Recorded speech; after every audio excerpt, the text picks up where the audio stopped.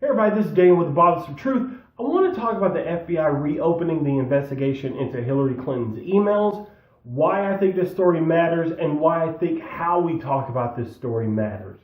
So I'm going to give the facts, and then I want to talk about how each side of the aisle has politicized this event, made it political when I don't think it should be, and how that's harming our politics. So this is the gist of the story. I'm going to include information in the description because Newsweek did a good story about this. The Washington Post is doing what I think is a trash piece.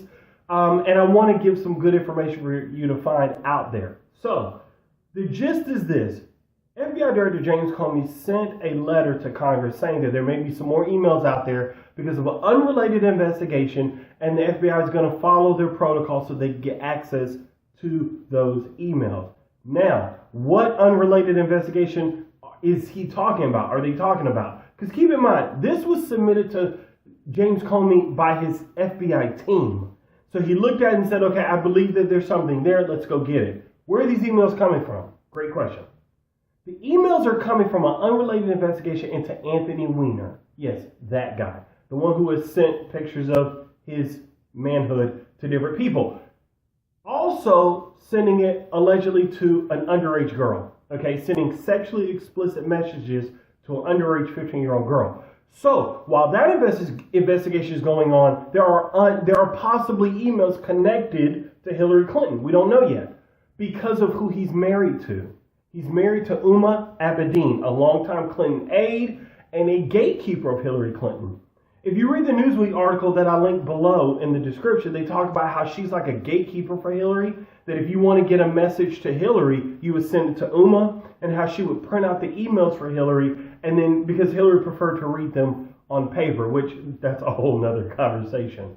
So Uma is really important. You see her name a lot in the WikiLeaks and the DNC leaks because of how close she is to Hillary Clinton. So there's an unrelated investigation going on right now. They believe there are further emails to look at. So James Comey sends this letter because the testimony he did with Congress in the past, when they were last investigating Hillary Clinton, he said based on everything they had at that point, they didn't think it was reasonable to pursue a case against her, which I disagree with, a lot of us disagree with. But he did that testimony under the guise that this is what we have at this time. So if they get new information, he is amending his testimony so that he's not found to be lying. Now, some of you may hear that and say, Daniel, I don't agree with it. I don't like it. I think he's trying to corrupt the election. I don't think he is. And you'll say, well, he's a Republican. Of course he is. But this is the point that I want to make. No matter what he does, and no matter what the FBI does, they would be considered guilty by the public. Okay? Did he do it right? I don't really think he did it well. But it matters that he did it. Because think about this. Just try this on for size. Let's say that we find out a year from now. Let's say Hillary Clinton wins the election. And a year from now, we find out that the FBI knew that there were other emails out there before the election, and they did not pursue them.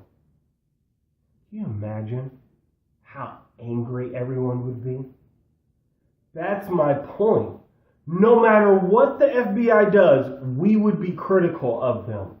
So I think this was James Comey's way of trying to kind of, as Newsweek wrote about, the best of both worlds. He's trying to be vague enough so that he doesn't make a promise that's not true about what these emails could contain, because they may not have even seen them yet. They just want to access them.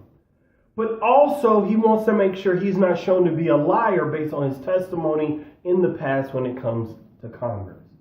So I understand that a lot of people are looking at this now and they're saying, oh, well, if you're Republican, you're like, good, it's about time, maybe justice will be served. And if you're a Democrat, you're saying, how dare you do this 11 days before the election? I understand both sides of that, but I don't think either side is relevant. What matters is the truth. Where we have turned politics into team sports. It's red versus blue. It's my team versus your team. And it doesn't matter what my team does wrong, I don't like the other team. So we take sides.